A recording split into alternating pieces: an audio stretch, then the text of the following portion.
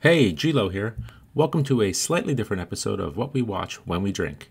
On June 4th, we hosted a Friday Night Live session on our YouTube channel where we were joined by Martin Geijer of Geijer Spirits and Andr Darlington, author of Booze and Vinyl, Booze Cruise, Gotham City Cocktails, and several other cocktail-centric books. During this session, Martin guided us through several of his very delicious spirits, and then we tried them in some cocktails. It was a super fun session, so we thought we'd share it as a podcast. If you enjoy this podcast, please subscribe on Apple Podcast, Spotify, Stitcher, Audible, or wherever else you get your podcasts. We're also available on the blog at boozedancing.com, and if you have any questions or comments, be sure to email us at boozedancing@gmail.com. Let's get on with the show. Cheers. Hey, we're live! Boom! We are. Boom! See, welcome to Friday Night Live, boys. Turn the ignition, and that starts the whole booze. You know what it is? TV you know what thing. it is? You got to let out the choke. Wait, you got to let out the choke. Booze It's a little TV too much choking. has a stick?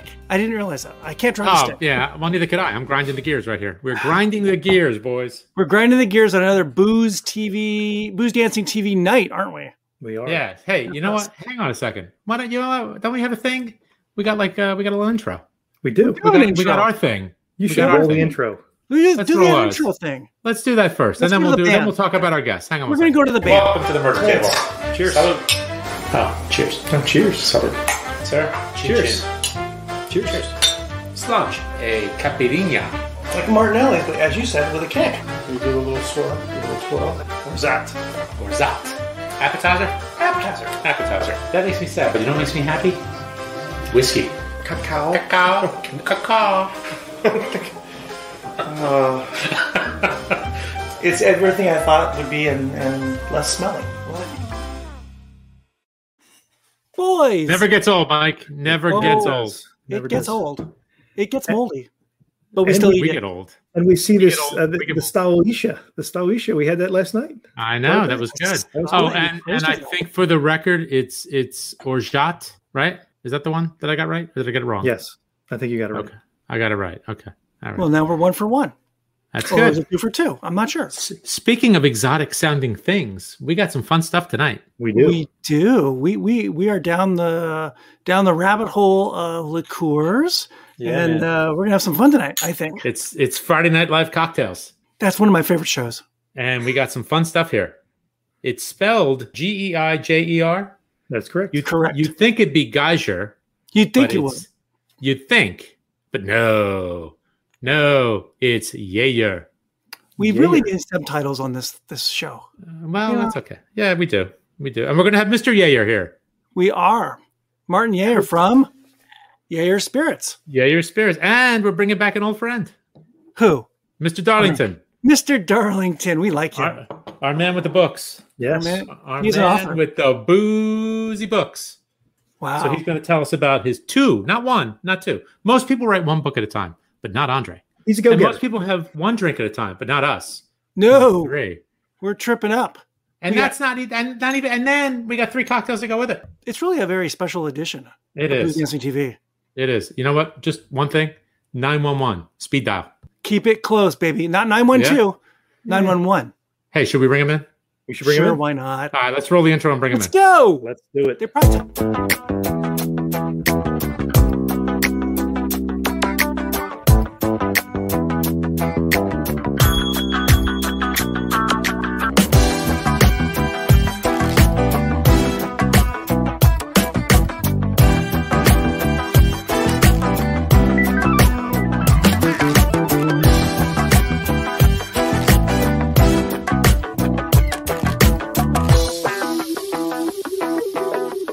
Hey! Hey!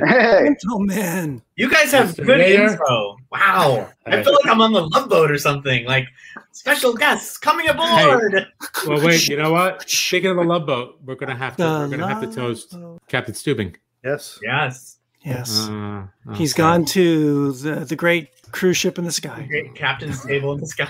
That's There right. you go. There you go. Hopefully he How you doesn't doing, get guys? salmonella because you know what they don't clean very well in those things. It's horrible. Hopefully there's hand I sanitizer. hope he brought his Dramamine. Yes, Mhm. I know he looked a little pale to begin with. I know. How are we, guys? Hey, Good, thank Friday you. night. Thanks for coming. Thanks for coming on. This is awesome. We've got a little double header here. We've got Andre and Martin, and we're going to talk all things spirits and travel and books and cocktails. It's a laundry list of stuff. Yeah, it's a party. Thanks for having me on. Yeah, and Absolutely. if you're at home, well, you're watching already. But if you're not, tell your friends to jump on Booze Dancing TV's YouTube page or Facebook page, or go to the website boozedancing.com and hop in on the fun. And you can chat with us and come on in and talk to the guys about all things spirits and booze and cocktails and spirits and blah, blah, blah, blah, blah. Correct? Correct. Oh, yeah. All right. Why we're here, right? That's why we are here. Spreading the love, proselytizing good booze. That's right. So we got two different stories here. We want to jump in on both, and we'll bounce around a little bit. We'll start, Martin. So you've got this little spirits company. Give us a little background on it. Yeah, give us a little background on it, and then maybe we'll try something from the little spirits company you got. All right, sounds good. Well, you've already cleared up the name situation, the spelling and the pronunciation. So Geijer Spirits, or Geijer Glogg Incorporated, as it actually is listed. So the spirit that started everything is the Glogg. Oh, yes. We got multiple bottle shots here. Nice. So when I started this company, it was because I moved to the U.S. from Sweden when I was just over 20. And my great-grandmother, she had a moonshine still in the backyard and made her own Glogg. So she made it with the spirit base and used the traditional Glogg spices, which is the warming baking spices. And this is something we've been cooking at home with my family for 4 generations. So naturally, when I moved to the U.S., I brought the recipe with me and started cooking it over here. In the beginning, it was kind of hard because you got to go to Indian bazaars to find the cardamom and stuff like that. But, it's easier now to get a hold of all the ingredients. But yeah, so I started cooking it here as I did in Sweden and served it to my American friends. And it turned out they really liked the flavor of the Glogg. And so I decided that, hey, you know what? Maybe we can make a company out of this and share this with a wider audience. So that's really what started the spirit company, Geijer Glogg, which now have morphed into Geijer Spirits, because once I got into the craft cocktail spirit scene, I got really hooked on these advanced flavors that I found out there. So I launched a slew of other products, and tonight we're going to try the orange liqueur and the Amaro as well. But I have a couple of other things like an aquavit and a fernet and even a falernum. So very exotic, esoteric stuff. We want to start by tasting the Glogg. I think would be a good starting point, since that is the foundation of the company and the beginning and the roots of it. Hey, Martin, where are you located? Where are you? Where's your base? I'm in San Francisco, and we're distilling it down in San Carlos, which is about 25 minutes south of the city. No, how big is your operation? Didn't we hear that you're kind of like massive? You got like thousands of employees, right? Look at all those miles behind him. You were looking at the sole employee of the company. Yes. Wow. So, a one-man show. We started at the top with this interview here. Yeah. So I do everything from sourcing to bottling to warehousing to delivery to making the recipes and yeah, it's a busy schedule, but it's a lot of fun. I can imagine you're really tired at the end of the day. Yes, and weekends, that's really when the work starts, right? So when you smell this, go ahead. I was going to say, I missed the date. When did you become a company and start doing it publicly? Okay, yeah, I didn't say that actually, so you didn't miss it. Okay. Thank you. Yeah. I registered the company in 2012. And it took about 2 years to get all the permits to be able to do a spirit and actually have it launched. About 2014, I had the Glogg as a single SKU. And then I had that for about 5 years before I dove into the other spirits. Great. Yeah. And the Glogg. Let me just add one thing. You are now part of the JVS family. I am, and the Impex family as well. And the Impex family, right. So we want to thank our friends at Impex and JVS for sending us samples. And so we could enjoy this tonight with you guys. So how is this Glogg different, or is it, from what you were making, what your grandmother made in Sweden? Even. Great-grandmother. No, so this is exactly the same. Exactly the same recipe. Same. Wow. Same process. We actually mimic how she makes the spirit at home. She used to boil the spices in water. to extract the flavors, and then add the alcohol on top and the sugar. So basically what we're doing a heat maceration with all the spices outside of the still. And then we scoop out the spices, put them in the still, do a quick hot maceration, and then distill it to get the oils out and blend that back into the outside maceration. So all the color in the bottle actually comes from that hot maceration outside of the still. Okay. Wow. Wow, yeah. So what all is in there? Is it a secret? Can we know some of the details? What's inside? Well, can we guess? Can we play a little guess? Oh, we can yeah, guess. go ahead. Let's guess. Yes. A little guess. There's got to be some clove. Oh, yeah. I got There's 6 ingredients. Yeah. 1 down. well, card 1. Yes, 2. I'd go with maybe dried orange peel or orange peel in some way. Bitter orange peel. Bitter orange Absolutely. peel. Yep. Yeah. A little cinnamon? Cinnamon. Yep. All right. Nutmeg? Mike, come on, man. We probably should stop there. Yeah. While you're ahead, almond and Oh, raisins also in there. Oh, right. raisins. Okay. Wow. So some of that Smells great. sweetness comes from the raisin Yeah. Okay. Oh, as well as the sugar. Is that the traditional way to do it in Sweden with raisins and all that? Absolutely. And then when you drink it in Sweden, traditionally, you actually heat it up and you drink it warm. Okay. And then depending on where in Sweden you're from, some people put extra almonds and raisins into the hot spirit and they drink it. And when they finish, they scoop it out and eat the almonds and raisins afterwards. So you're a former bartender. How do you see this in cocktails, and how does that fit into the It world was of? really fun. I was actually playing with it today, and I made a margarita with it because Ooh. it's under the assumption that it could use it because it has just enough sugar in it. You can kind of replace having simple syrup and really replace Cointreau, and it was really fun. And then I made, I'm just screwing around. I made a Negroni with it. Sort of a laddered Negroni, just adding, like a half ounce of Campari and then 3/4 of an ounce or an ounce of this, and that was really fun.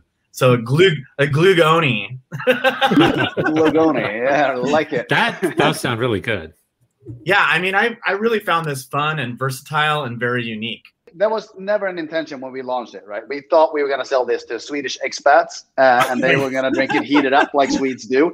But as soon as bartenders got their hands on it, they started playing around with it in bars. And it turns out it is a very versatile spirit. It smells like Christmas. It really does. And coming from a Jewish guy, that sounds. I was going to say, yeah. It smells like Hanukkah. It smells like, well, sort of. So a lot of time when I talk about this, I say we substitute for sweet vermouths in classic cocktails. It's a good starting point because you get those spice notes in there to play around with the spirits. But today I thought we were going to do something a little different. So that's why the first cocktail is going to have the Glogg in it, and it's going to have a whiskey. This time it's going to be a Penderyn Legend that we're going to use, and we got to basically do a twist on the rusty nail. So it's a fairly simple recipe because I didn't want to go too extreme, especially if people want to try to mimic and do something at home. So it's simply 2 ounces of the Penderyn. It's 3/4 of an ounce of the Glogg, stirred over rock in a rocks glass with an expressed lemon peel. That's it. I made mine. You're way ahead of me. All it's right. a pre-made cocktail. Isn't that how the way the world is now? The Everything time is like lapse. shipped to you. Take a little. Well, I am still making mine. I didn't want to make a big mess on camera. It's really embarrassing. Spill all over my keyboard. You really are embarrassing. You really I am are. embarrassing. I don't need to spill everywhere and make a big. I'm right there with you. My thumbs are barely opposable. Hey, Martin, I couldn't make one. you You said guys are clear smart. ice I should have pre-batched them as well, huh? Nice. That's a good ice cube there, Ange. by another San Francisco guy. What's it? Camper English? Isn't he in San Camper, Francisco? he's the Camper is the man of ice. So do you Yes, do indeed. the lemon after you stir, or do you put this? You do the Yes. So first I stir the cocktail, then I'm gonna pour it in the glass, and then I express the lemon peel and put it into the cocktail. So you get some of that oils on top of the cocktail. Perfect. Angela's got it. Look at that. This might be the noisiest episode we've ever had. and Oh wait, next one's gonna be shaken. I got it. We got you. Jingle, jangle, jingle. You got your little marmalade jar for a shaker. It's always good fun. Yeah. And Nothing I goes to actually waste. froze my glass. I'm gonna get my glass out of the freezer. Look at him. He's got a freezer nearby. I have a washing machine. Oh I yeah. used to think he was in the booze business. It's like he's prepared or something. He's a pro. And we got that.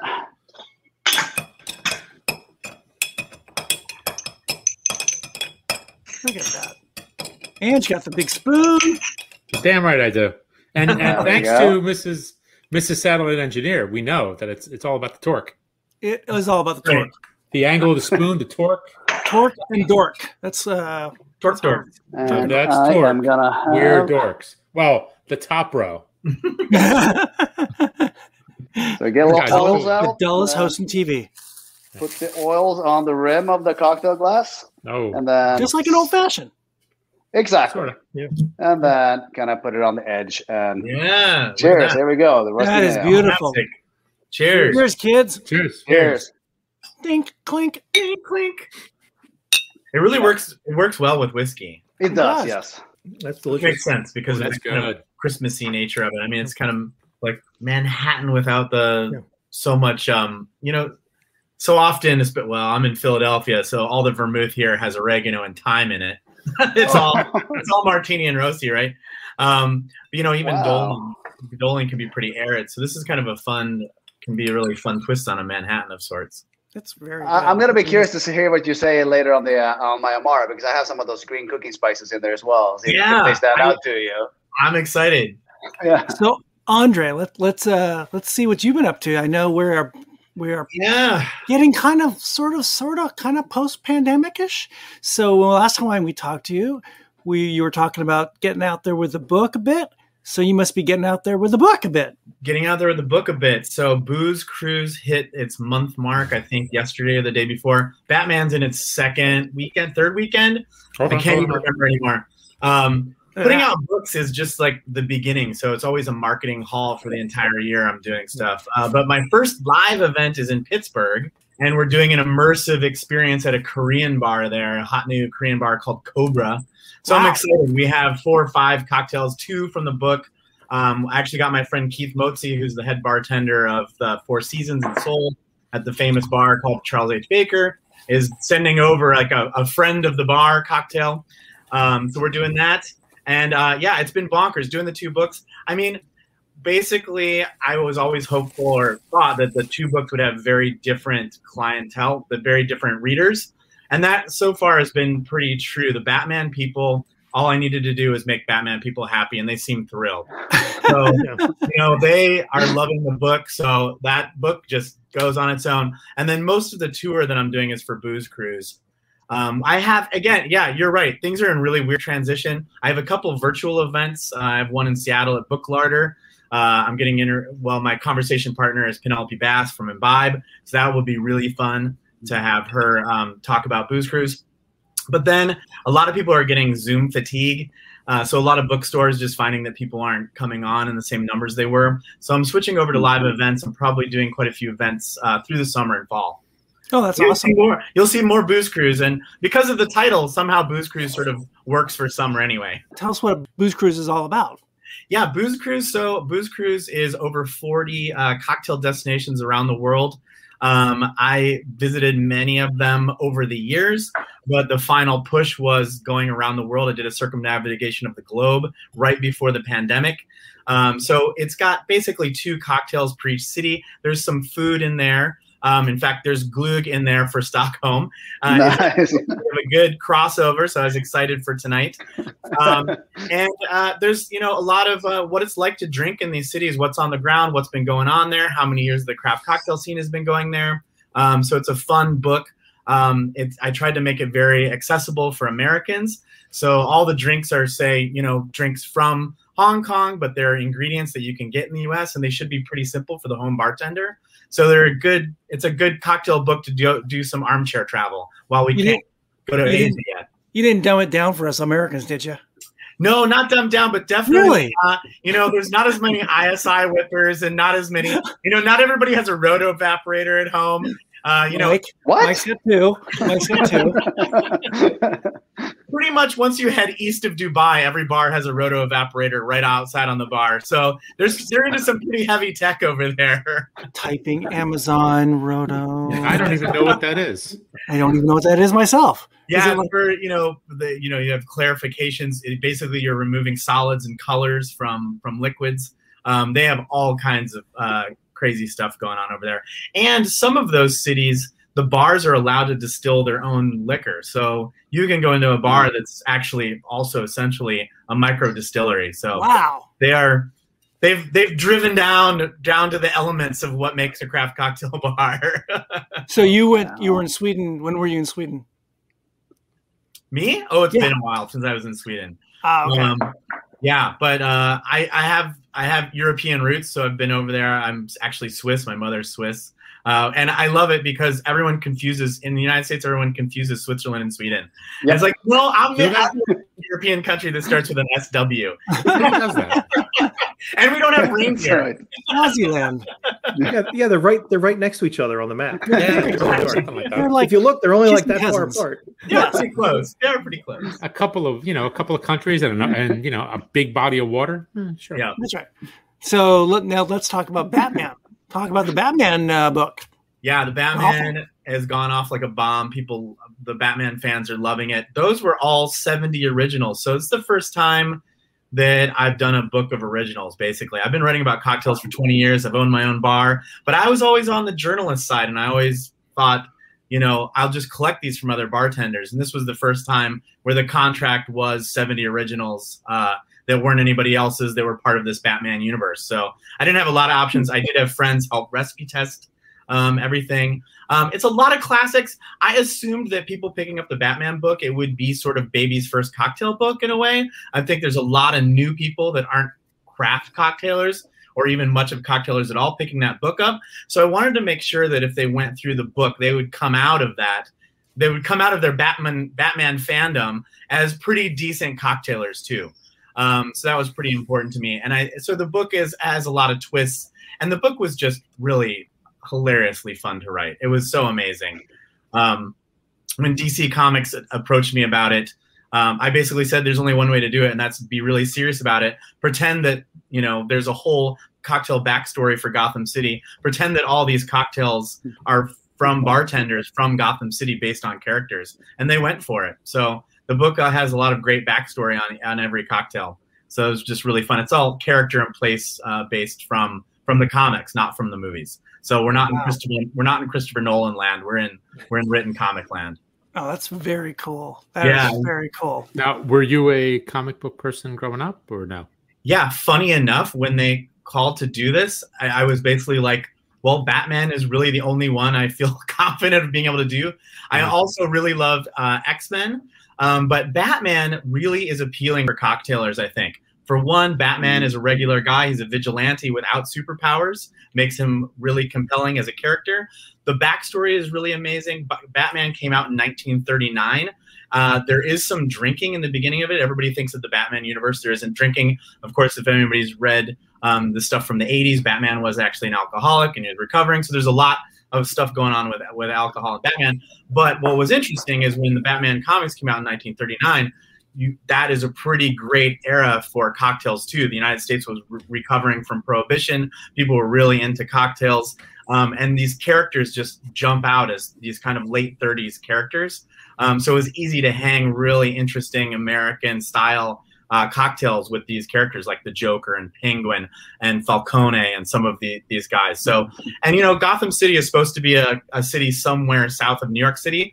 Well, I live in Philadelphia, so Gotham City is my home. So I went with a lot of, for Falcone, I have a variation of an Americano with balsamic, which I can imagine one of the mobsters that lives near me probably would enjoy. Wow, that's cool. What a good backstory on a cool book. That's neat. Yeah, it was really fun. You don't see that from the MCU, do you? That's a DC cool thing. Yeah, DC was really incredible to work with. They had issues with not wanting their characters to be said to be drinking. So there is a little note about, inspiration at the top, but otherwise the backstories are totally legit. And they let me do whatever I wanted to. I thought the Joker's bonkers. So obviously he's into both mezcal and absinthe and whatever else you can on a green. And, Poison Ivy, she obviously loves chartreuse. So some of these just, some of the characters wrote themselves. Mr. Freeze, of course, has a really, I won't say terrible, and a wonderfully campy variation on like a blue Hawaii, right? So it's like a frozen pineapple drink. it's just, we were just having fun with it. How does that come about? Do you come up with that idea and go to DC, or does DC come to you, or was there some intermediary that said, hey, this will be a fun idea? This was one of the weirdest ones of my whole career, in that I had met a guy who was drawing in the DC universe, not connected to the company. And we started doing a cocktail book that was a comic book.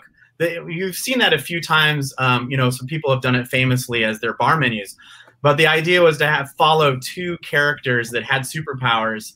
And the cocktail book would actually be the notebook they were keeping while they were trying to open their new bar. And of course, there was an evil journalist and an evil tycoon that wanted to put their bar out of business, and they had to overcome all these things. And somebody from DC saw it and reached out to me to do the book. Wow. So totally wild. I had put it on I put some pages on the web. I'd been asking around if anybody wanted to publish that.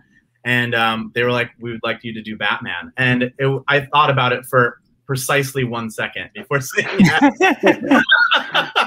I actually called my agent and said, I think I just agreed to write Batman.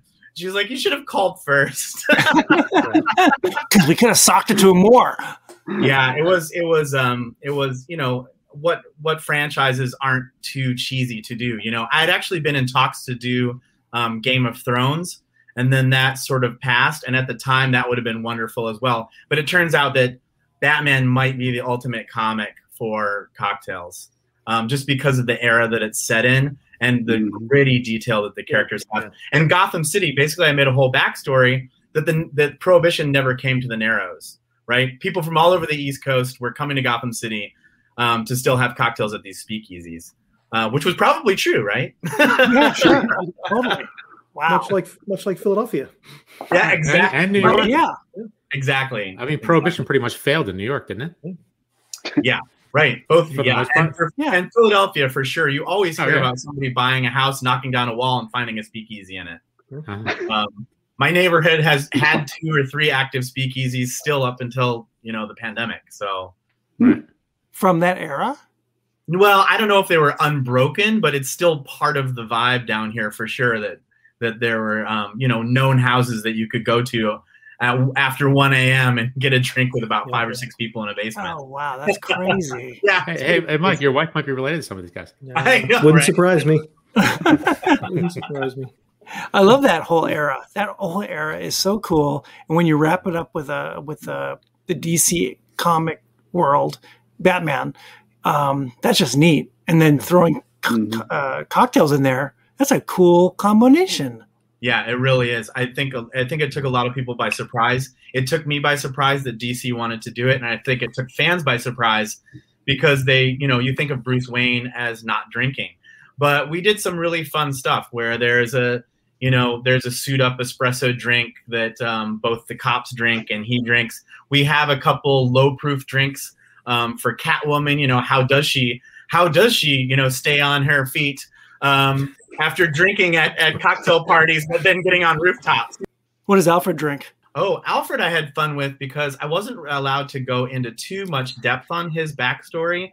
But he, of course, in theory, worked for the Secret Service for his father and was stationed in Burma.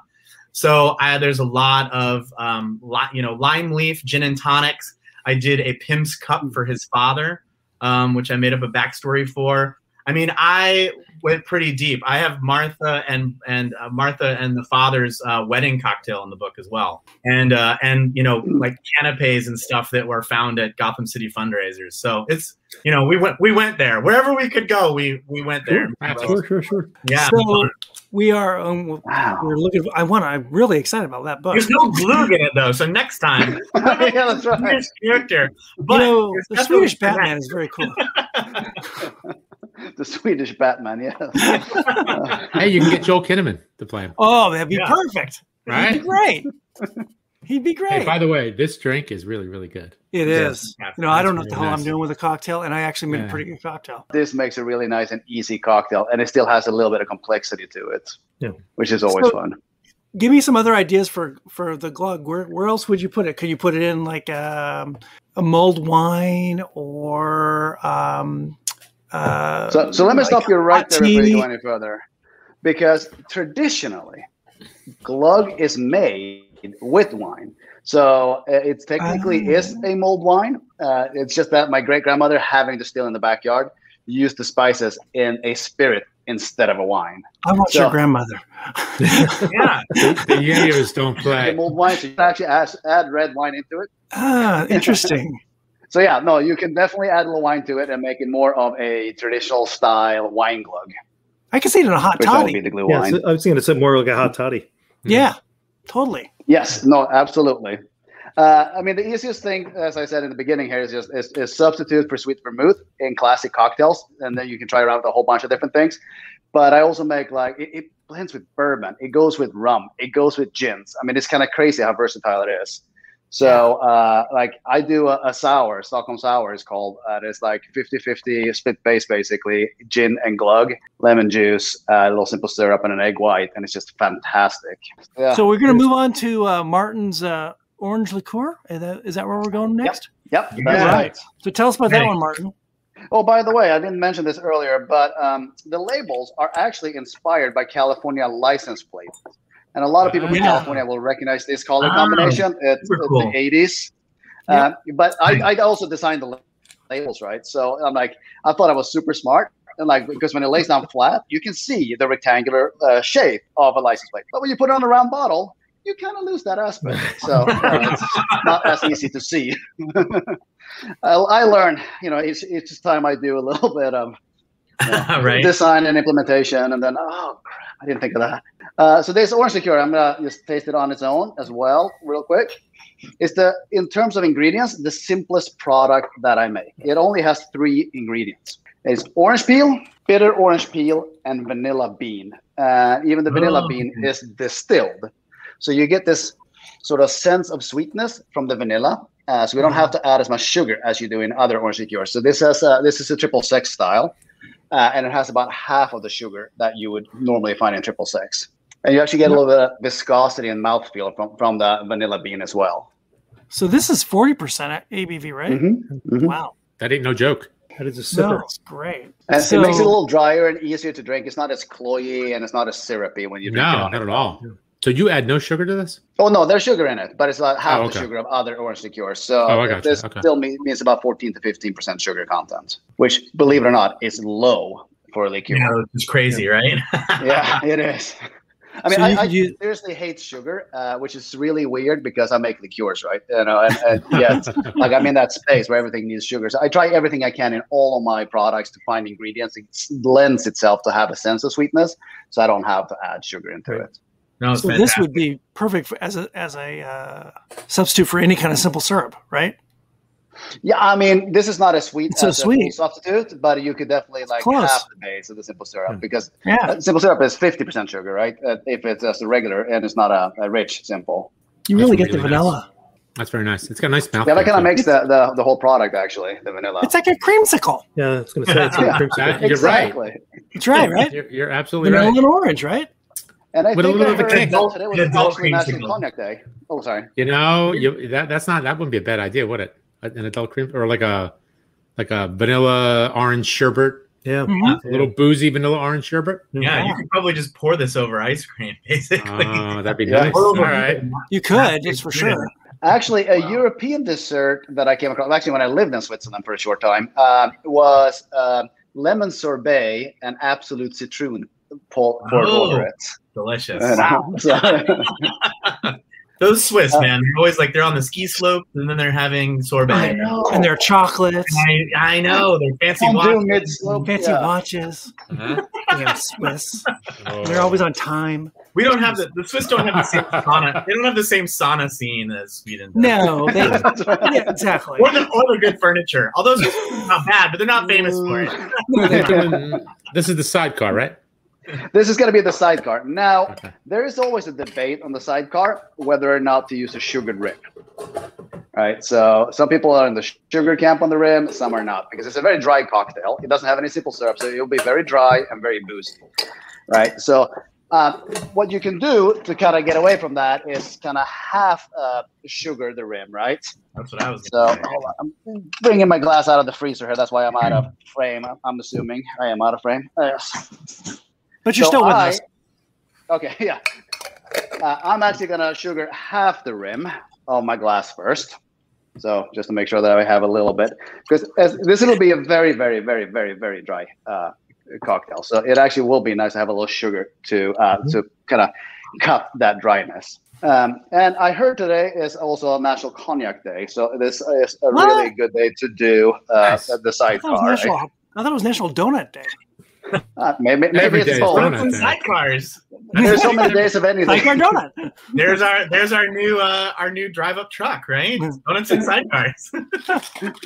Oh, that could be good. Why not? Actually. There's a donut place out here called Sidecar Donut. Oh, nice. Wow. Yes. They need to add this. They need to add this cocktail. So this will be 1.5 ounces of cognac, and it's going to be 0.75, 3/4 of an ounce of the orange liqueur. And then the same amount, 3/4 of an ounce of lemon juice. If anybody's following along, I at least pre-squeezed the lemon, so I don't have to squeeze it. And when I shake a cocktail, I actually like to use different size ice cubes. So I use the small, like 1 1/4 ice cube, and then the big 2-inch ice cubes. And that actually gives you a different frothing and aerates the cocktail in a different way. So you get a different, not only froth, but also mouthfeel out of the cocktail. Well, that's nice. It's not super sugary. I didn't do the sugar, though. I didn't do the sugar. I didn't do the sugar either, but it almost doesn't need it. I thought a sidecar was with orange. Isn't it with orange? It can be with lemon. It can be with orange. I also have a blood orange one, which is what I wanted to make, but I couldn't find any at the store. Martin, are all the botanicals and fruits that you get for all of these items, all of these SKUs, are they from California? Not all of them, because there's some exotic spices. I try to source everything I can from a local store called San Francisco Herb Company, SF Herb Company. So that's my go-to place, and I get about 80% of my botanicals from there. And then we have a little lemon twist that we put on. Right. That's a nice lemon twist. Yeah. Fancy. There we go. You know, the Swedes are very good at the lemon twist. A lot of people don't know that. It's all those lemon cheers. Cheers. Yes, we're known for our citrus fruit in Sweden. That's delicious. So this is definitely a cocktail for people who are not like the sort of tropical super sweet cocktails. It's dry, it's spirit forward. Oh, wow. This is a little And tart, you definitely too. get the whole cognac component in there. Now, what kind of cognac did everyone use? I use the regular Remy. I used a Montreux, and I cannot remember the name of the one that I had from a tasting I had recently. Okay. I used Berto. Yeah, I had a Hennessy that I think was their Master Blender series or something. Oh, delicious. That was pretty good. It was good. Yeah, it was very good. It's more bourbon-y than cognac-y. Yeah. Okay. Well, perfect. This is nice.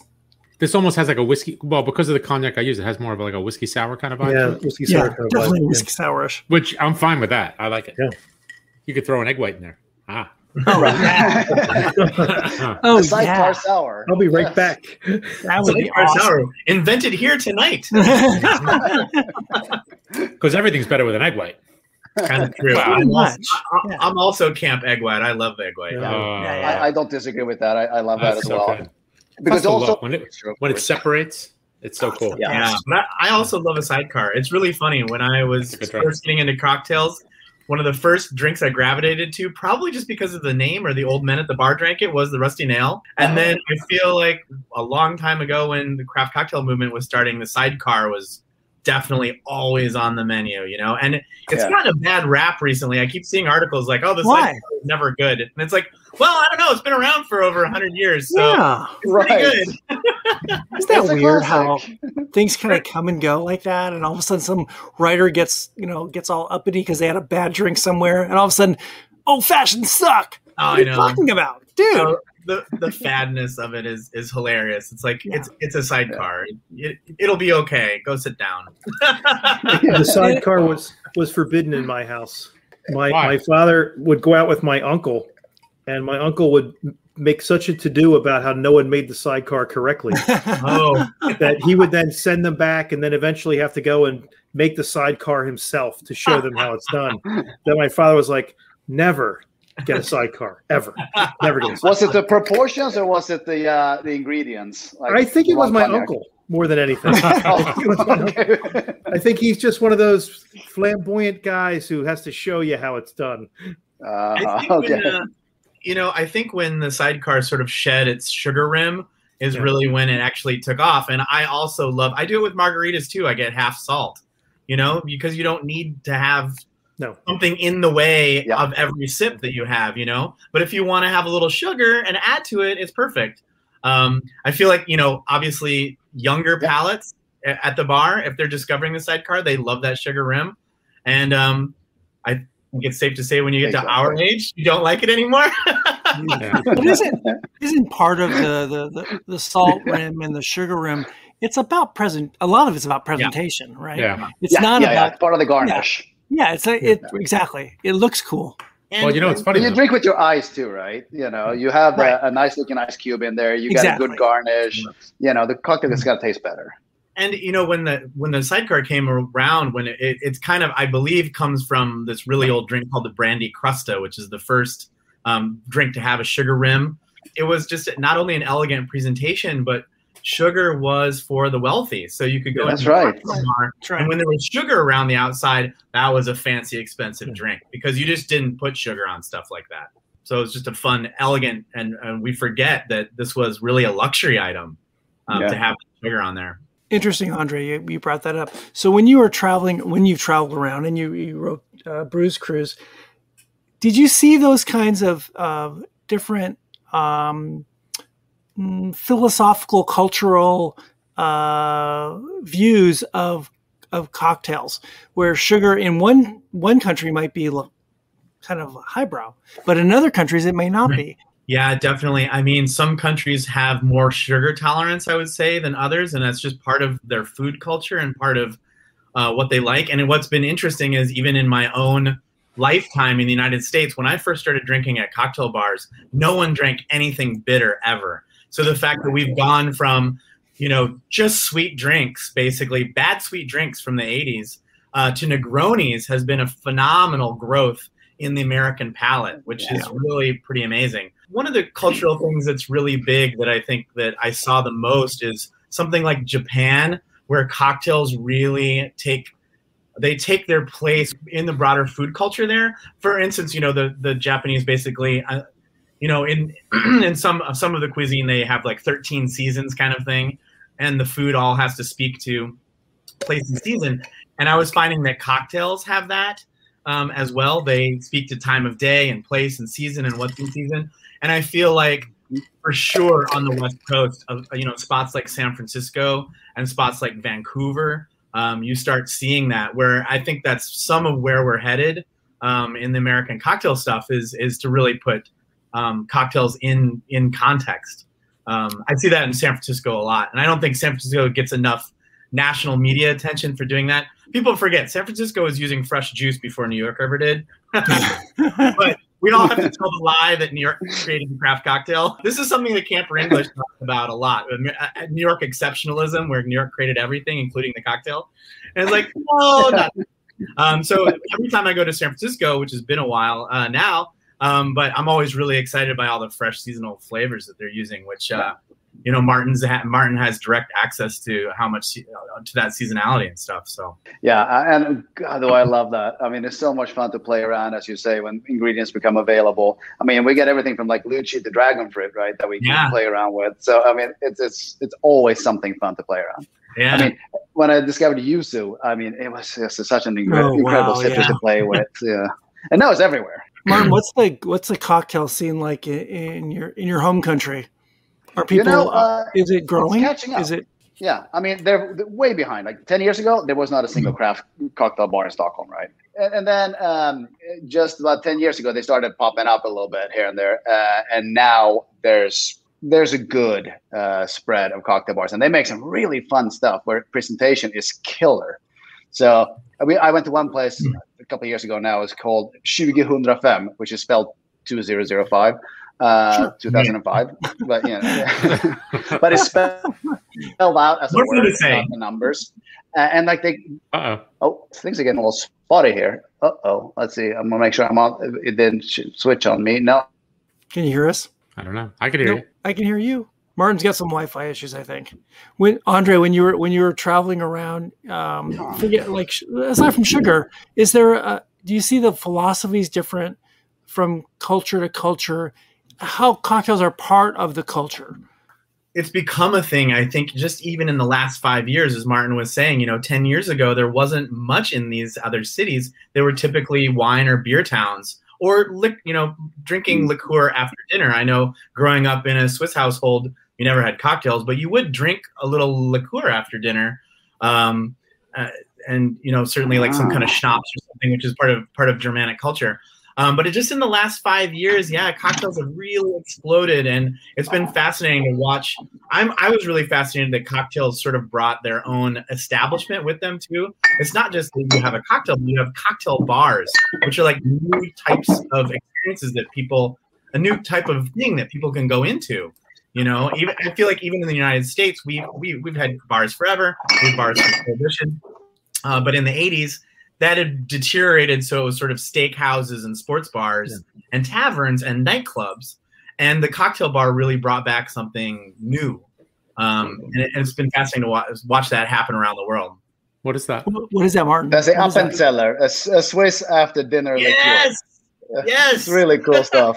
What is that? What's it made out of? It's Appenzeller. Like, what do you mean you don't know? It's made out of cheese. And it's got holes in it.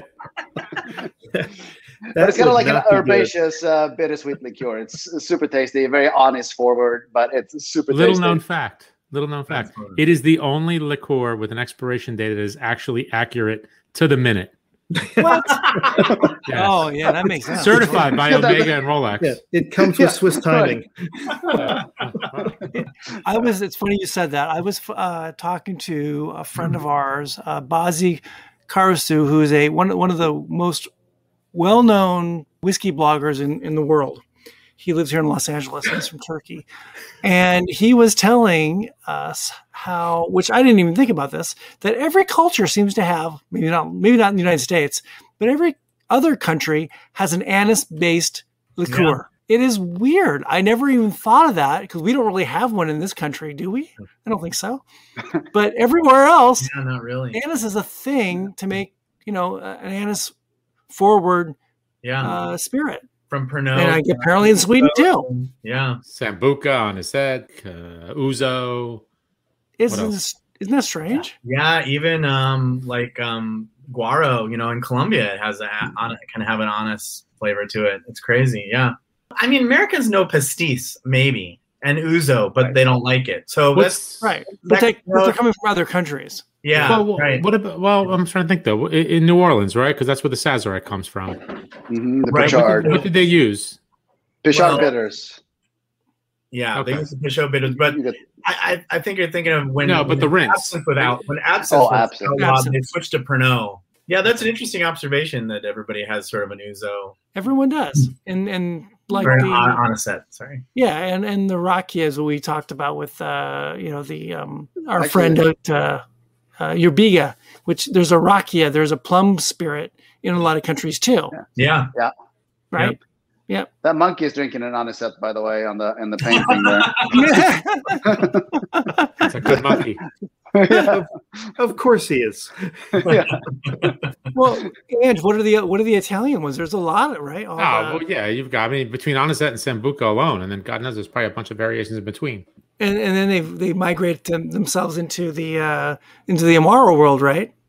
And then black licorice is, that's also a thing too, between the licorice candies and all that good stuff. And I love all that stuff. So it's probably, the Americans, people were just fighting for survival for so long that, when you look back, it's like they were just drinking what they could make here, which turned into being rum and whiskey. Yeah. Yeah. They just didn't have a liqueur culture other than up north. I think when the Germans and the Eastern Europeans started to settle in places like Minnesota and Wisconsin and Michigan, where you could get plums, I think there's a pretty good tradition of liqueurs up there. And certainly now in the Pacific Northwest, probably makes the U.S.'s best liqueurs. But it's just fact of being too new. Although, yeah. The tax structure kills a lot of stuff in the U.S. Yeah. Oh, well, that's true. You look at Italy, they make all the wine, and then they distill the skins and make all the grappa. We make a lot of wine in the U.S. No one makes grappa because that's another license. It's another tax. It's another business. It's another something else. where I think a lot of that kind of kills that stuff up front, because it's just like you said, you started a company in 2012, you weren't up and running for 2 years because of all the stuff you had to do. Well, if you put out a second SKU, it's another 2 years, and a third SKU is another 2 years, and it's almost counterproductive with a lot of the regulations that come in, where a lot of the European countries, anyway, it was second nature to make all this stuff, and they didn't tax it until after it was already up and running. It's amazingly complicated here. Yeah. The good news is, though, it's not 2 years for every other SKU after that. The first one is to get the permit of making distilled liquor. You have to fill in, and I kid you not, it's like a stack this thick of papers, fingerprinted 25 different times. I list every person I talked to for the last 10 years, et cetera, right? It's a long process. After that, all you have to do is file COLAs. Which is the recipe approval. And that's used to be about 6 to 8 weeks, but they've actually kicked it up a notch. So you can now get recipe approval in a week. Wow. Yeah. So it's actually not that bad anymore. Yeah. Right. Well, there's so many people doing it now too. Sure. So they have to speed it up, and they're just giving away tax revenue, because if they can't get the thing on the shelf. When I started this thing, right, there was maybe 400 to 500 active DSPs, distiller licenses, in the US. So every time I talk to a distributor, hey, I got a Glogg, they're like, ooh, that's interesting. Let's try it. Let's bring it on. Now, fast forward when I released my other products 5 years later, there were about 3,000 DSPs. And everybody is releasing the same type of spirits. And everybody wants to be in New York, Illinois, Florida, Texas, and California. Yeah. So, I mean, these distributors, they get 500 emails a day. Hey, I got a fun liqueur. You want to try it? Yeah. It's not as easy anymore, right? Yeah. It's a different world out there. Staggering growth. We just had here in California, the governor said that cocktails to go are going to be an ongoing thing here in California, which is I hope it's amazing compared to where we were pre-pandemic, where we were in prohibition law world still in a lot of ways, right? We were talking, but the world didn't end, right? People took away their cocktails, and they didn't start fights in the park. No, they were exactly. enjoying themselves. Yes, exactly. Yeah. I think we were talking to Joshua Hatton a while back, or maybe I was. In Europe, it's no problem to send samples anywhere, right? Or advent calendars are a big deal, where you got like 24 different whiskeys or 24 different spirits that are going in a gift pack. You can't do that here, because every bottle has to have a tax stamp. Yeah. And so it's a complicated, everyone has to, it's just way too complicated. So no one does that kind of stuff. It's amazing that you even see little sample bottles from Compass Box or Glenfiddich or whatever at Bevmo. It's way too hard to get stuff to your palate. Well, I mean, 50 ml is an approved size by the TTB. Right. So you don't have to run through the extra hoops there, right? You just have to pay volume taxes once you take it out of your bonded warehouse.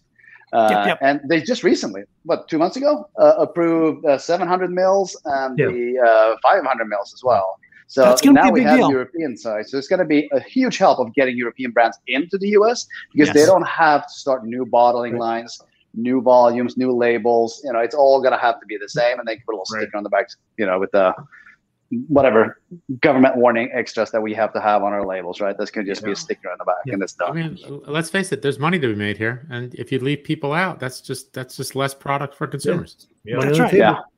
That's right. And if it doesn't sell, well, then it'll just stop coming here. But if it does sell, well, that's one less thing they have to do. And it makes it so much easier on the manufacturer in whatever country to get their product to the biggest market, one of the biggest markets in the world. Right. Yeah. You want to be here, but I've got to get 750 bottles. We don't have those in whatever country. It's crazy. Right. Yep. And I mean, I'm just looking at myself as a very small producer, right? Like my warehouse space is extremely limited. If I have to double up on my inventory just to have 700s and 750s, it just doesn't work. It's nuts. It's crazy. So we're going to go to the Amaro now? Yes. Let's do it. This is Andre's world, I bet. I bet you Andre's an Amaro guy. I do have a lot of Amaros. How did I know that? I just got a feeling. It happened by accident, and it happened, I think, I don't know why it happened. Well, Amaros is one of those things you get 2 or 3, and all of a sudden you have 12. They read in the night. They're like That's exactly right. We should go to Amaro Exactly before you have don't this. drink them after 12. oh, Oh my God, that is like Oh I my think goodness. what's the word? Herbaceous. that's yeah. herbaceous. Yep, herbaceous. Yeah, this is actually the one I didn't try in advance, so this is exciting. Oh, good. Yeah, I get this natural reaction. I always love that. Yeah, this is fantastic. So much. That's got a lot of. It's an herb garden in a glass. It has So what makes 31 an different Amaro- herbs, roots, and barks in here. What makes an Amaro an Amaro? And a Fernet. And a Fernet. Yeah, there is really no rules governing that. Like Wow. historically, it used to be that Fernets were more medicine type, designed to cure illnesses. So they had a lot less sugar, higher alcohol, and were a lot more bitter. And Amaros were actually intended to be kind of consumed after a meal. So it was intended to be potable. But since the early 1900s, that hasn't really been the case. Yeah. And the further we move into this space, you got cross-pollinations. You have completely unsweetened Amaros, and you have super sweet Fernets. So there's really nothing that ties one into another camp or another. Like Amaro is a more well-known word. Mm-hmm. So it's easier to release an Amaro than a Fernet, because Fernet actually has some sort of negative connotation to it that is more aggressive and a little harder to for the untrained palate to drink. Huh. And a lot of that comes from, people think Fernet is Fernet Branca, and that's it, right? They think the category is the name brand. And, Fernet Branca is a great product, but it's not good for everything. It's not super approachable. And somebody who's never tried an herbaceous liqueur before, they're going to have a reaction to it, right? Right. So I usually say that my Fernet is like getting slapped in the face, but in a good way. So, of course, because why wouldn't that be a nice thing? Yeah. So I could have technically called my Fernet an Amaro if I wanted to, and I could have gotten away with it. And people would say, "Oh, that's fine. Okay, that's an Amaro." I could have called this Amaro a Fernet, and I could have gotten away with it. And people say, "Yeah, that's a Fernet." But purposely, I put this just to kind of stay true to the definition that we kind of live with.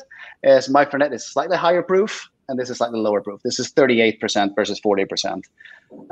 They do have the same sugar level, so it's not really sweeter. But this has a lighter spices, lighter herbs in it than the Fernet does. Okay. I don't know, Martin. I think this still slapped me in the face. So kudos. Yeah, but you had it coming. Let's face it. I didn't say I didn't deserve it. Can you tell us what's in here? Yeah, so some of the really unique botanicals in this one versus other Amaros is going to be my Scandinavian influence. So the big thing that you're going to capture on the nose immediately, the little musky smell there, that's birch bark. And then you have sea buckthorn and heather flowers, all stemming from up the north. That kind of gives it that Scandinavian flair to it. Mike was going to guess Pennsylvania Dutch birch beer kind of back note to it. Yeah. I like that. I like that. Yeah, that's fun. Wow, that's fun. This would make it like a nice highball. Yes, absolutely. Sure. Yes. Just like this and some club soda. Mm-hmm. Maybe a little orange peel. Yeah. Absolutely. Simple. Spot on. And it would be a low ABV, or you drink all day kind of cocktail. Right. We like to drink all day. Yeah. as our dear friend Sam would say, you can't drink all day if you don't start in the morning. That's a good point. So this one has those little green cooking spices in there. So it has oregano, tarragon, and thyme. So, Andre, I want to see if that kind of jumps out at you, because I know you mentioned that on the vermouth side. They don't jump out at me. They're really well integrated. And now I definitely got the birch, which I sort of thought was pine in the beginning, but now I'm definitely catch the background. It has that beautiful like pine resin kind of thing going on that I love, that I find pretty unique. And I think that you get some of the berry, some of that buckthorn comes through. Yeah, it's really nicely integrated. I also really like the mouthfeel on this. It seems like you pay attention to that for sure. Yeah, totally. It's a huge component for me when I produce something. And this is a very complicated production method, because of the botanicals, some actually has to be hydrosol macerated. Some is macerated high proof, some in low proof, some hot, and some cold. and then everything is blended together. So it's a lot of technique going into making this product. So why do you have to do it different ways? It's just because of the way the oils release in each of the different botanicals? Exactly. Yeah. So some don't actually release in alcohol at all. They actually need water as a solvent, especially flowers and lighter greens. They want water to dissolve in. Whereas oils, they tend to be picked up better by high alcohol content, for example. So you have like 150, 160 proof that you macerated in. So are you pretty much, I mean, have you learned this all on your own, just starting with the Glogg and just evolving, or like how'd you train for this? School. Yeah. Have that. Yes. You went to Swedish spirits camp.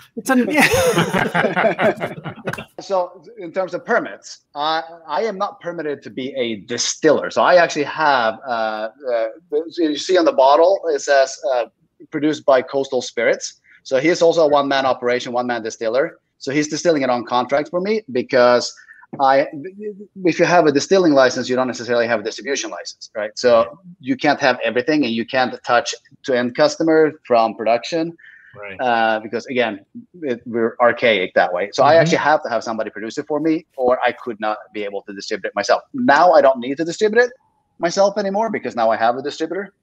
But that's kind of the background to why it says Coastal Spirits on the side of the bottle. So his name is Brad Plummer, and he's a fantastic guy that has really taken my spirits to heart. He's a gin maker at heart, so he really knows how to work with botanicals. And then I challenged him with my spirits. I mean, he hadn't made or even had an aquavit before he started making mine. And so we've kind of learned in this process together, and we work very closely together to get these out. Very cool. And the spirits, cool. They're not like sticky. No, you know, they're not coming through as like almost syruply sweet or too viscous. No, it's almost like the right balance. It's really a kind of a clean spirit, but all the flavors there. It's really well done.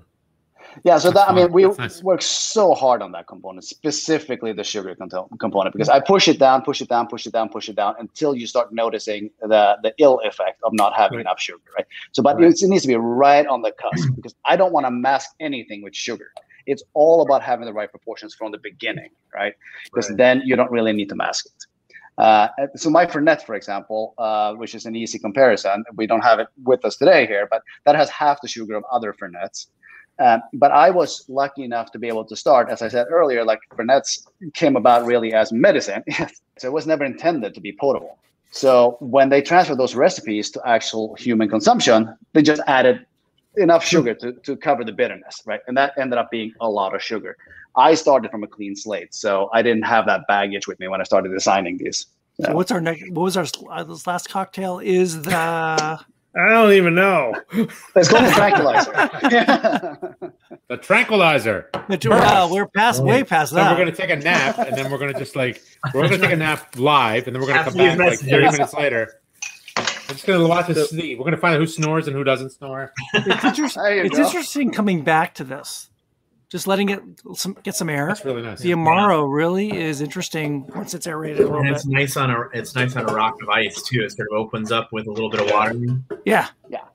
And what you're going to see pretty quickly, by the way, my spirits, is that they're going to start losing fairly quickly once you start adding water to them. Because we have so much botanicals in there. We kind of push it to the brim and fill it up. So that's why we have all those full flavors. Because we jam pack them with flavors. We don't hold back on the botanicals. It's packed. Like if we would put another bay leaf in there, it would lose, right? So I mean, it's just that's how close we are to the brink of like filling it. So after it sits a while in the bottle, you're gonna start a little bit of sediment falling out. And that's because it's so packed, it falls out of suspension, the solids. Ooh. It's going to be, right. It hasn't happened yet in this bottle, but it's going to probably be a little bit floating around after a while. Nice. So, but that's perfectly normal. It indicates it's natural products, and it's a lot of botanicals. You can tell people they're getting their money worth. All the botanicals the gin can hold. It's like, exactly. The grain spirit can hold. If anybody's following along at home, there's going to be 1 ounce of the Amaro. And yeah, we're gonna have any Amaro left in the morning for me. That's a good thing. I got one of these little samples. I think this is it for tonight. After I sign off, a little Netflix and Seaberry Amaro. Hey, Andre, what was the brand of that apricot brandy you gave us? Or the apricot liqueur? you guys are using Rothman and Winter, which is a Austrian company. That's very good. Yeah, they do a really nice fresh apricot. Yeah, Angelo came over yesterday to drop off the booth, and I asked, "Do you have any apricot liqueur?" So yeah, that is really delicious. It was kind of funny. I was in Austria about 2 years ago, and in the gas stations that you pull over, that's the only thing they sell is that apricot liqueur. Like hundreds of bottles on display. Yeah, it's crazy. That's fantastic. That sounded maybe my convenience store. The gas and sip with the apricot cream and liqueur. Cheetos and really good Austrian liqueur. Look out, Wawa. Yeah, it's not a Wawa. No, that's That's not Wawa. Take your hoagies and bring out the apricot liqueur. This time I used the Luxardo apricot, an ounce and a half of that. Okay, nice. And then I think you guys are familiar with the Levantine Gin as well, which we're going to be using. From our buddies in Tel Aviv. I'm trying to get the M&H. glare not to be on the bottle, but there we go. Milk and honey. Exactly. Well, And it's going to be 3/4 of an ounce of that. Ooh, that's really, really nice. Another Impex product. I use this one. Is that again? Yeah, I used Wild Gin by, I think it's District Distilling in DC, and it's kind of cool because they take they pick the wild juniper berries out of like West Texas. Yeah. There's a park there. I can't remember the name of the park. I didn't have chocolate bitters. I had something in my cabinet. I don't know what it was. It was called Scrappy's Bitters. Andr has just released chocolate bitters. I haven't tried it yet. Wow, that'll be good. They always do good stuff. Yeah, they do. Yeah. And I didn't have any apricot liqueur, so I used that Boardroom Spirits beet liqueur. Yeah. Did you really? Yeah. What's that? Okay, that's out of left good, field, right? There's a little beet. With everything else. This is very apricot, but that's not bad because it's really good apricot liqueur. Yeah. I use this really amazing artisanal gin that's really rare called Beefeater. Whoa, where'd you buy that? Never heard of it. Wow. I bet they have a really nice bottle. I find when I'm making stuff with new things, Beefeater is a really good benchmark because it's kind of neutral. Something that's very available to a wide group of people. It's something that a lot of bars use. So I'm like, I'll try it with Beefeater and see how it behaves. Yeah. I use Sipsmith. This one has lime peel. There you go. Yeah, Sipsmith is fantastic. This is a really interesting cocktail. This is really good. And I really like the beet in here. Yeah. I like the apricot in this. And what I like to do with this one is just take a little bit of pinch of salt and just add it on top. Huh. Wow. So look at you. That wasn't in the recipe. Hey. I know. Going off the show off chart there. Cheers. Cheers, guys. I just love the smell of this stuff. That's good stuff. Yeah. You know what it's not? When I think of Amaros, I always think of anise, right? Right. And this is not that. No, not at all. It has a little bit of anise components in there, but like a fennel, but it's not overpowering. Yeah. It's way in the back. I think the birch really comes through to me. Yes. That it really rounds out the cocktail. Yeah, and the fruit. I mean, it just plays nicely. Mm-hmm. Oh, it's got a nice balance. It's really good. Yeah, congrats on that one. It's really great, Amaro. Thank you. Actually, so I don't care that much for competitions. You know, now and then you always have to drop your spirit in just to see how it compares, right? This Amaro, actually, we won double gold at the San Francisco World Spirits Competition this year, so that was pretty amazing. Oh, congratulations! Yeah.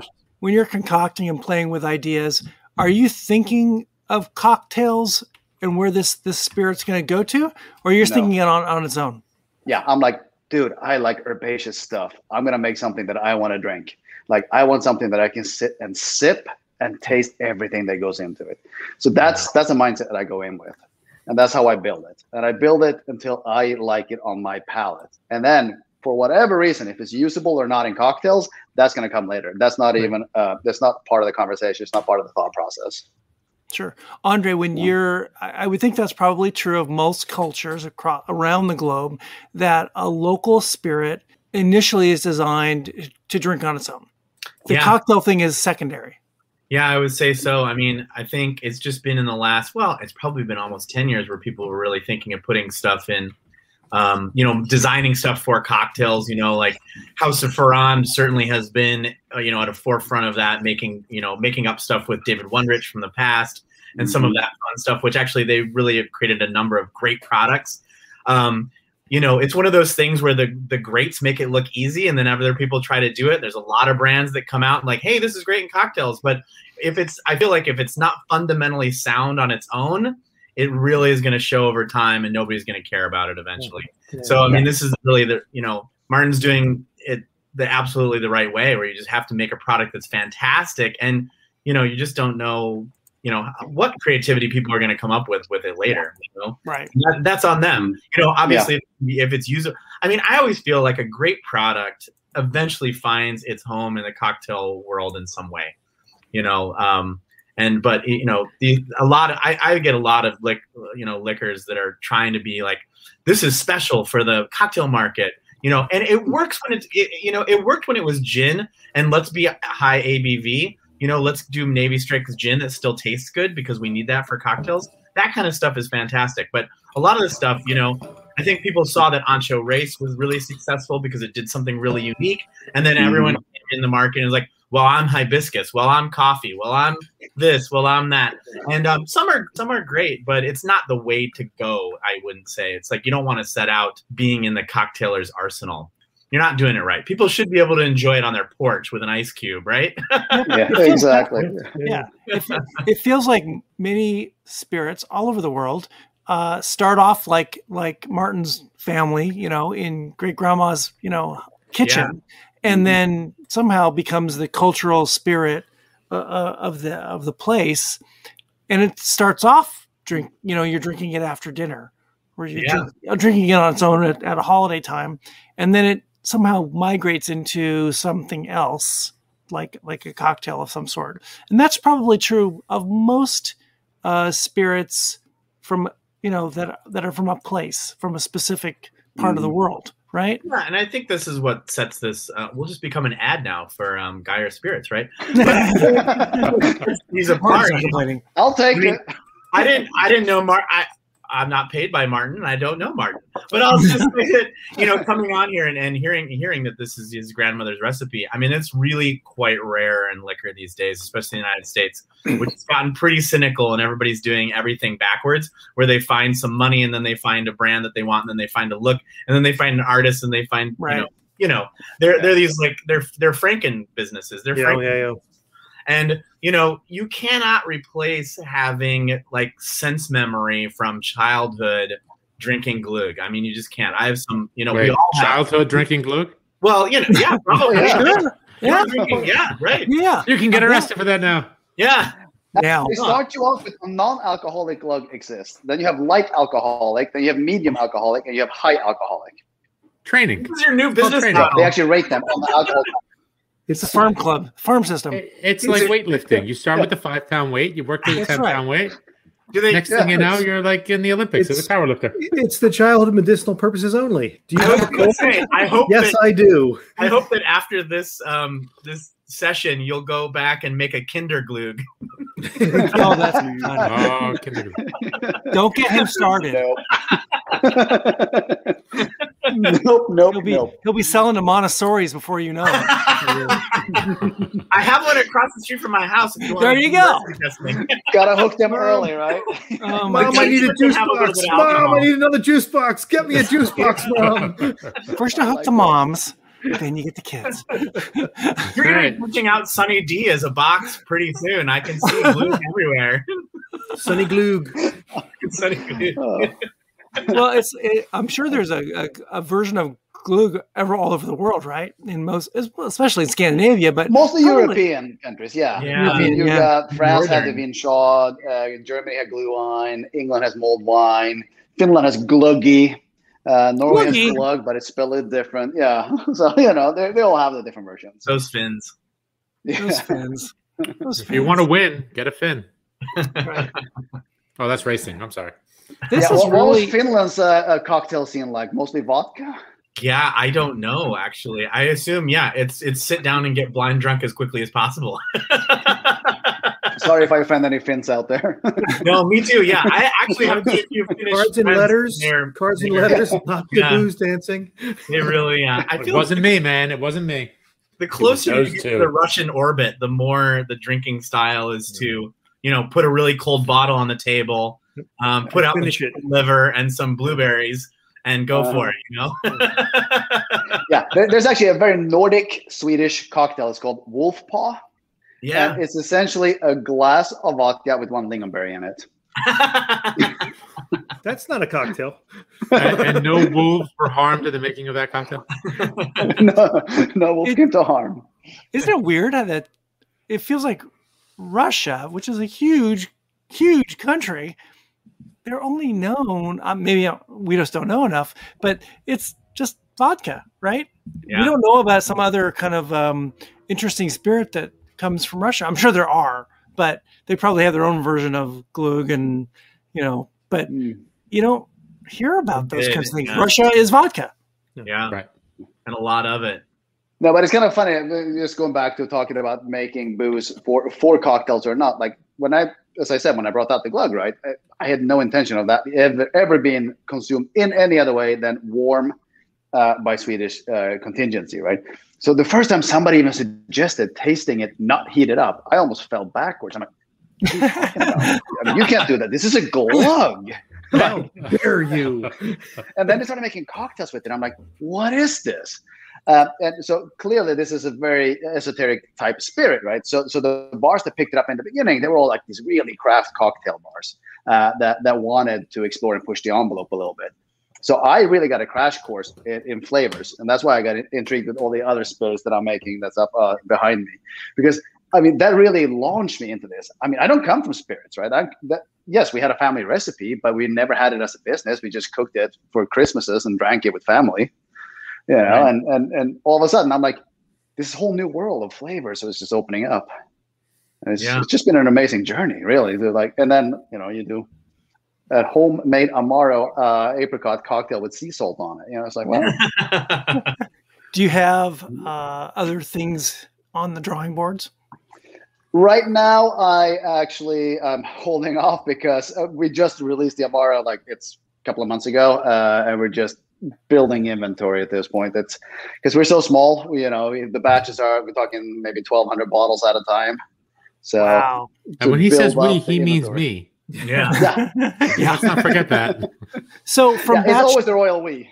So 1,200 bottles per batch.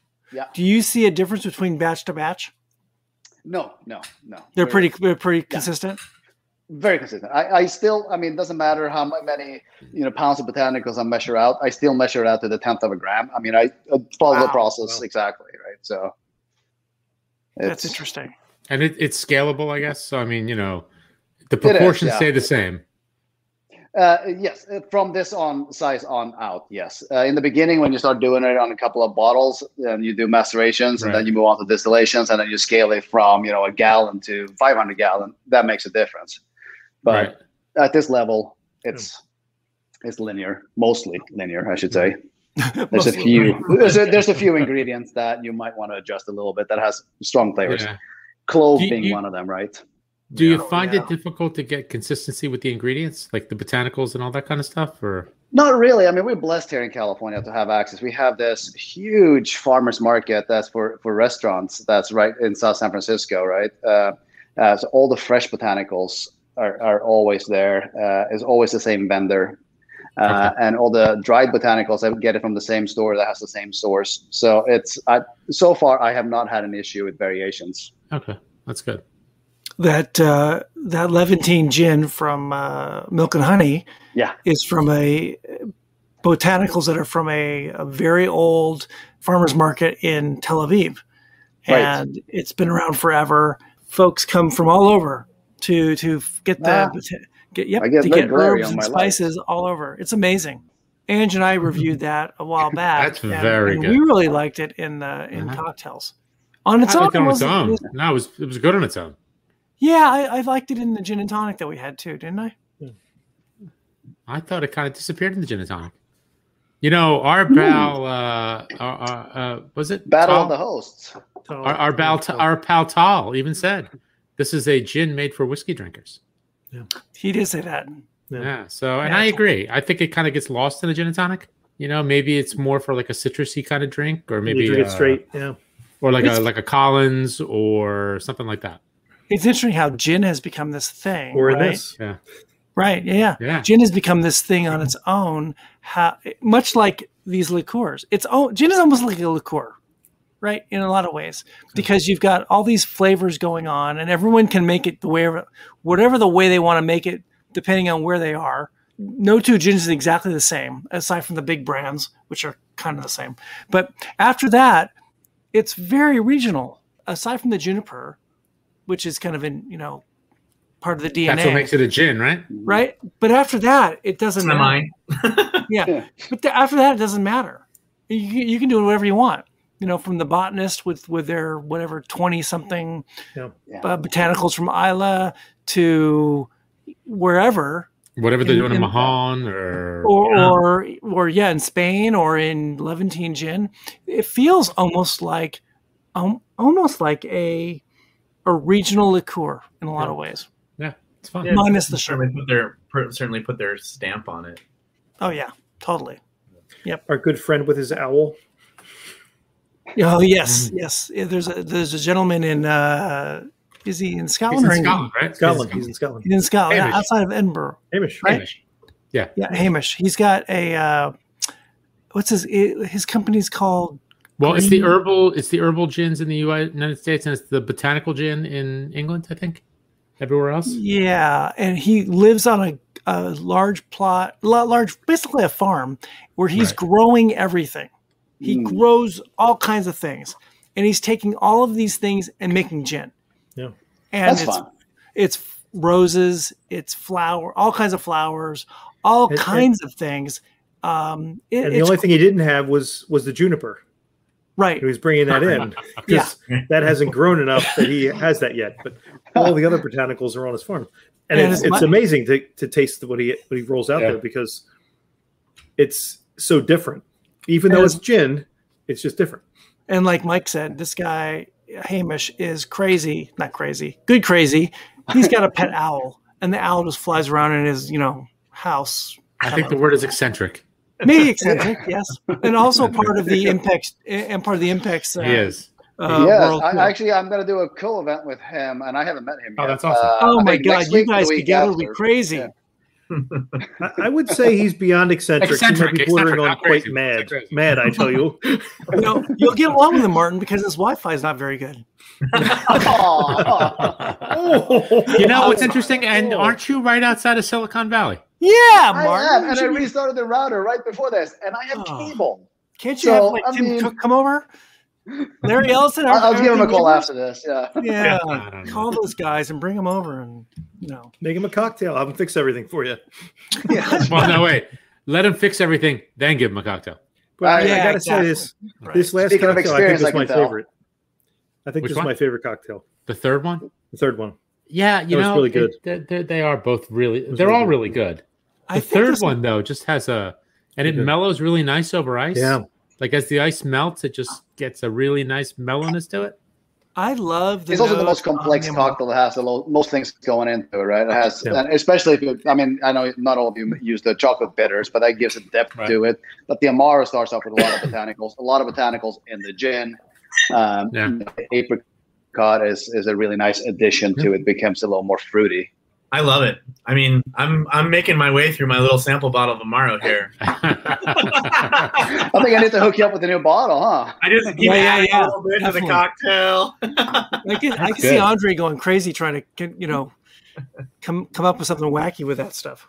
Yeah. Well, it's been a long week, so a little extra Amaro never hurts anybody, right? Never. It's medicinal, for God's sake. Exactly. And like I said, it's not your grandfather's Amaro. It's not. It's Martin's Amaro. It's probably hard to say. It's not anise forward, right? It's not that bitter forward flavor that I don't like. There's a little bit of bitterness on the back, but not a lot. Just enough to say I'm an Amaro. But other than that, it's extremely approachable. So again, I learned by my mistakes, right? When I did the Fernet, I'm glad someone does. We don't. it came out after diluting it, looking like swamp water green, right? Oh, and it's not very good looking. So unfortunately, that one had to have caramel coloring in it because I couldn't change the recipe at that point. We had already distilled it and made everything. And it was just when we were diluting it down, it came out to be the wrong color. We're like, oh, crud. I can't put that on the shelf. So it has caramel coloring in it. So when I made the Amaro, I made sure that I started with a bittering component that gives a lot of color. So I started with rhubarb roots. So all this coloring is actually really natural coloring, and rhubarb root is one big bittering component. So this is 38% ABV. What are standard? What are most Amaros? Are they in the same number? Anything from really, I've seen them sub 20s, even up to mid 30s, right? Yeah, this seemed high, so which is not a bad thing. It just seemed different Yeah, maybe that's part of it. It's nice because I find a lot of them, some of my favorite Amaros are really low ABV, but then when you open it, you're basically dealing with a vermouth and you end up sticking in the refrigerator, and you kind of have to have a couple big, you're like, I hope I have a couple big dinner parties now that I've popped this open. That's right. Let's see, what's the Appenzeller? That's 29%, for example. Yeah. When I'm drinking whiskey, I take my Glencairns and leave them out overnight and then smell them in the morning. I'm curious how these are going to be in the morning. That's only because he's lazy and he hopes someone washes them. I hope my wife puts them in the dishwasher, but never happens. He says these things. Really. He gives you a nice, good story just to mask the laziness. I do the same thing with my wine glasses. That's right. Orange. I actually never leave anything in the glass in the evening. Unfortunately, it's always empty by the time I go to bed. But there's always, but there's always something there. Little residue. And the orange actually is changing with air too. Yeah, really interesting. It's oxidizing as you speak. It is oxidizing. Well, and the Glogg is just. Actually, you know what? It is much more. Now that you say it, there's like a little tiny bit in my glass, and it is much more fragrant now. I want to play with a Glogg and put it in different things. I want to put it in tea. Yeah, a tea would be good with it. Yeah, fact, there was actually a Darjeeling tea cocktail made with it a while back. Oh, wow. Huh. Interesting. Yeah. So what next? You're distributed by, who is it? JVS. JVS. And how many states are you in then? Well, JVS is the California distributor, but Impex is the importer for JVS. So now I'm with Impex, and they're rolling me out in multiple states across the U.S. Good deal. So that's, you may fun, need to hire some people. Yeah, you may need an employee or something. Hey, I want to start by paying myself one of these days. Yeah, right. Exactly. So I got a question for you guys. So now we're back kind of being social and all, and making cocktails for people. If you could have one great dinner and invite 3 famous people, who would they be? And make cocktails for them. Alive? People that are alive? I don't care. Make a dead person. We could reanimate them. You know, I could probably get to a biologist. I can get us some brains. We could reanimate some folks. We could just do a whole Frankenstein thing. I'm down there, Abby Normal. Come on. Walk this way. Yeah. What do you think, Andr? Who'd you invite? Oh wow, I'd probably go for like Oscar Wilde and maybe Brando as the Brando. Yeah, you go Brando. A food fight, right? That's Brando gonna and get Wilde would crazy. be great together. That's gonna get a that little would crazy. be amazing. I don't know, and then probably one of the starlets from the past, I suppose. You got to throw somebody in there. Well, who? Name maybe one. a little Rita Hayworth. Hedy Lamarr. Rita Hayworth, any of them really from that era. Have a little cocktail party. Yeah, keep him away from Brando though. Other side of the table. How about you, Martin? You know, I'm really bad at these type of hypotheticals. You know, I could go all from like famous cocktail makers of the modern era to like Jesus Christ to it's not like a drinker. A big drinker. Hey, he drinks wine.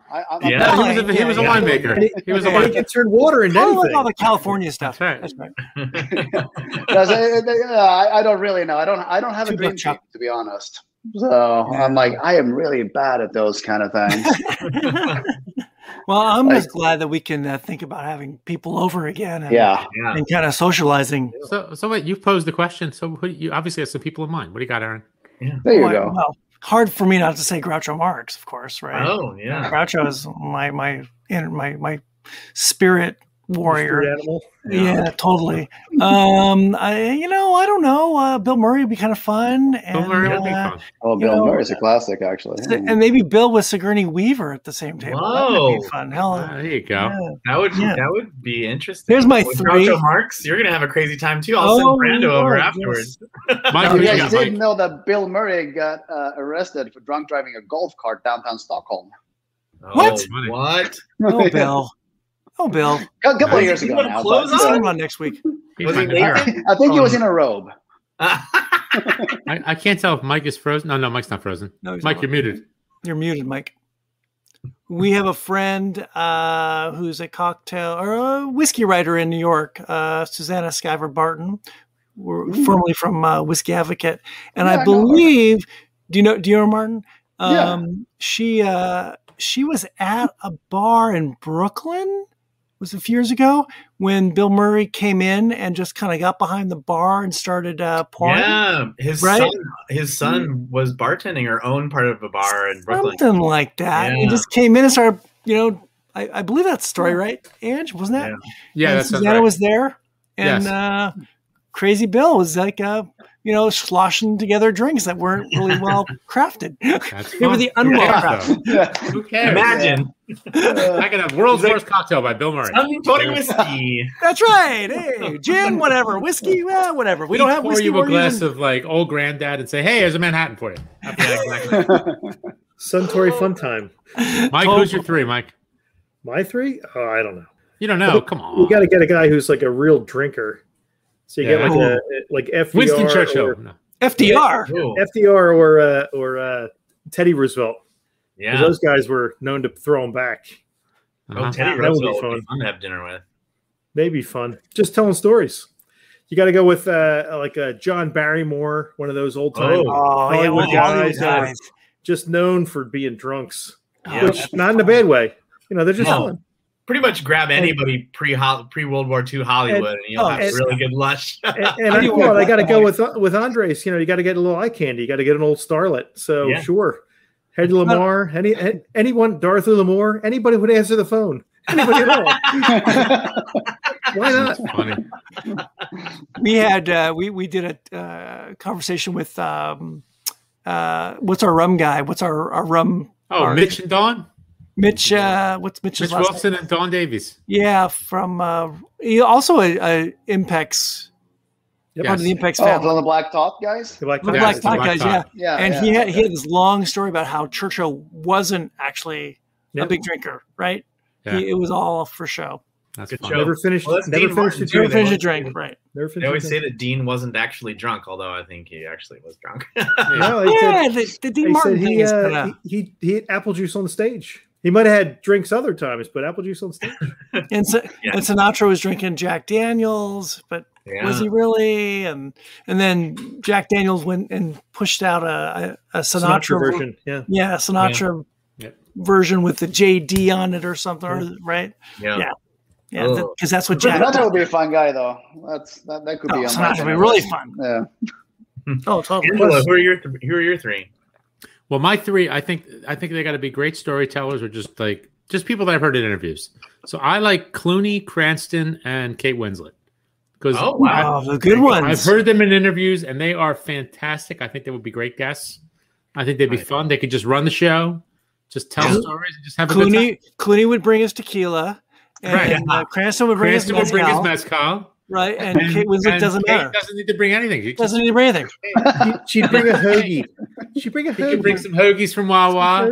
That's right. She could bring her Philly stuff. Yeah. And some vape pens, and we're all good. The thing that people don't get with Clooney is his ties to old Hollywood. Yeah, right. Because his aunt was Rosemary Clooney, and she was married to Jose Ferrer. Yeah. That's right. And they were friends with Bob Hope and all that, and he hung out with all these people as like kids, where he was like, "Oh, I know everybody." And he's a Cincinnati guy. Yeah. He grew up because his dad was a newscaster in Cincinnati. Cincinnati, Kentucky. Yeah, he grew up in Kentucky, right? Yeah.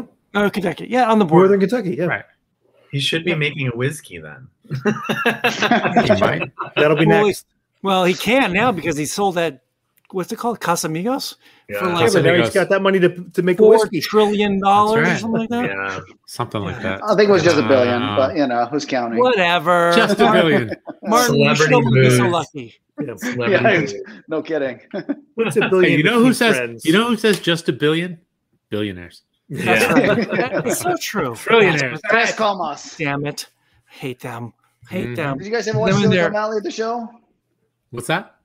Silicon Oh, Valley, yeah. the We show? love Silicon Oh, Valley. yeah, I the love that show. show. Tres Comas, right? See. That's right. Oh, the Tres Comas Yeah. Club. Yeah, Tres yeah, Comas. $1 billion. That's Oh, fun. that's That a show's tequila. great. I just love this Amaro. The It smell is all so very good. Really So well done. good. Well, guys, this has been really fun. Fantastic. Cheers. Martin, this was really Cheers. great. We I'm just- wish you much luck with all your brands and Geijer spirits. Andre, we wish you luck out on the road. Getting out there Thank with you your guys. books. Really fun With your many books. out with everybody. Really fun. I to look forward to exploring the Gotham City cocktails. And I gotta say, one that I have it here too is Booze and vinyl, baby. booze and vinyl. Yeah. Hey, by Yeah. the way, FYI, Aaron, just so you know, I paid a visit to Andre last night, and man is 100. He's 1,000% on brand. Oh, I love Bottles it. everywhere. There was a full turntable setup, Oh. vinyl records, the Ugh, whole True. kit, man. that's Hit it out. awesome. Andre, how many records do you have? Only a few hundred now. I've culled over the years. I would fill the house with them, but I have a girlfriend and she wants some space left. Yeah, they are space. Boo. I know, it's terrible. I have these hobbies that are the analog hobbies that just pack the house. I also love book. I'm a writer, so one room's books, one room's booze, one room's vinyl, and there's no place left. But I love vinyl. But this was really fantastic, Martin. I really like your products. I don't think I'd run into them before, so this was really exciting to try this stuff. Martin, Oh, that's very cool. Yeah, it was awesome meeting you as well. I mean, it was a very enjoyable evening. Martin, Yeah, are you on the East Coast yet? Or can we find bottles on the East Coast? I think so. I don't fully have a grasp of exactly everything where I'm at. I'm actually going to have a connection call with Chris in the next couple of days. Mr. Udi, yes. But I know I'm still with Martinetti for the Northeast area. So kind of Massachusetts up north. I know I'm represented. I think New York is still where I'm struggling to have something. So we'll see. I'm hoping to get an update on that pretty soon. Yeah, Well, it'll happen as things open up here. We are fans, that's for sure. We are fans. So, guys, we cannot thank you enough for coming on and spending a little bit of your Friday night. Thank you for having me again. We wish you luck with your Fantastic. spirits, Martin, and we wish you, Andre, with so much luck with all your books that are coming out Thanks and so out much. on the shelves at Amazon and wherever you can find a good book Yep. on your stores. On it Hey, goes. Great. Thank you so much for having me on. Yeah, don't go away, guys. Hold on a sec. Hang around the green room for a little bit. We're just going to close things out. Okay. All right. Cheers, gents. Hold on one sec. Enjoyed the lutefisk. That was fun, man. Wow, that was good. fun. That was delicious. I like think that. I'm just amazed that I like an Amaro. I've never really liked Amaros, and See? I think because of the anise thing has always been kind of that's not my wheelhouse. The one note off-putting. Yeah. I'm not a black licorice guy. I love black licorice. I'm not a big fennel guy. I love fennel. And this is really great because it's not fennel anise forward. Yeah, it's fun. It's fun stuff. I like it. I like do we have a favorite of the cocktails? It's a tough call. I think I like the first and the third. I like the third one the best. Yeah, that was really, really good. I like the first and the second one best. I'm not sure about the third. I think the first one I used instead of using the Penderyn, I used the Klein Leash 10. I think you had sent this over here, the signatory bottle. Yeah. I think it was too high in ABV. Okay. That can do it. So I think that might have been why I didn't like that cocktail as much. I think I thought the second one was better than the first because I think I ruined the first, and I really like the last one. Yeah, I think I like the first better. The third one, I think the beat that I used, from Boardroom Spirits was maybe a little bit too much. Not sure. We were using the that apricot that Andre had sent along. That's really, really and good. that was just it was a good blend with that. And then I think Yeah. I picked the right gin.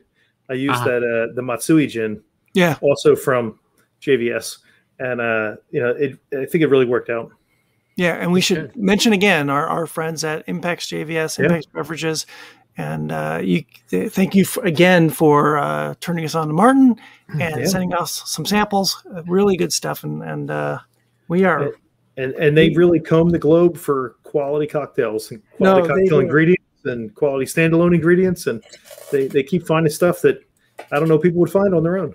And a while back, Ange, you and I and my wife, we did the Falernum. We did the Falernum and we did the Fernet. Yeah. And the Fernet, that's right. Yeah. Both delicious stuff. Delicious. We enjoyed those. Good. Really good. And I've used both of those. Not the Fernet. The Falernum, I've actually used as a sweetener instead of simple syrup in a couple cocktails. Nice. Yeah. I could see that working really well. Yeah. You don't like too much sugar. And that's interesting that what Martin was saying, it's a balance of, you don't want to get too far off on the sugar content.